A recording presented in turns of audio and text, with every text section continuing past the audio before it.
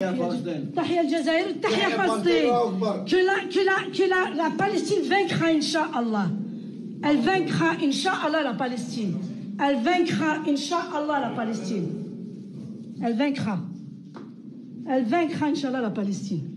Un nouveau chapitre s'est ouvert dans le long feuilleton des tensions autour de la question palestinienne en France.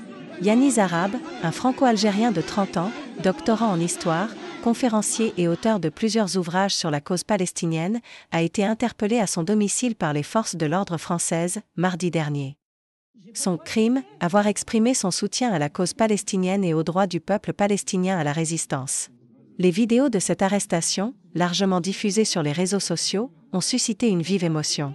On y voit des gendarmes français faire irruption de manière musclée au domicile du chercheur, réduisant en miettes la porte d'entrée.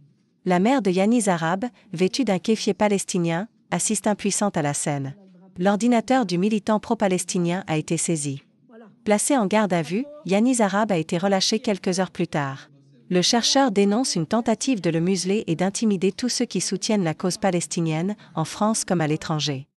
Cette énième procédure vise une nouvelle fois à réprimer les individus et organisations qui dénoncent les massacres en cours à Gaza et au Liban, dénonce le maître Rafik Chekhat, l'avocat de Yanis. Elle constitue une nouvelle atteinte à la liberté d'expression, d'opinion et de recherche, rajoute-t-il. Dans une vidéo publiée sur les réseaux sociaux, Yanis affirme que le procureur lui a reproché de « soutenir le terrorisme » en raison de son appui au droit du peuple palestinien à se défendre. Auteur d'une thèse sur « l'émigration des Algériens en Palestine durant la période coloniale », Yanis Arabe est un ardent défenseur de la cause palestinienne. Son arrestation intervient dans un contexte de tensions accrues autour de cette question en France, où les défenseurs des droits des Palestiniens sont régulièrement visés par des accusations de soutien au terrorisme.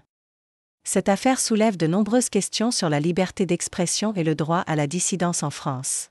Rappelons également que depuis le début de l'année, près de 800 procédures pour apologie du terrorisme ont été ouvertes en France, témoignant d'une répression croissante des soutiens à la cause palestinienne. Le gouvernement Barnier promet de durcir encore plus la répression, notamment dans les universités. Face à cette escalade, les défenseurs des droits de l'homme appellent à l'union pour contrer cette vague de répression et défendre le droit à la solidarité avec la Palestine.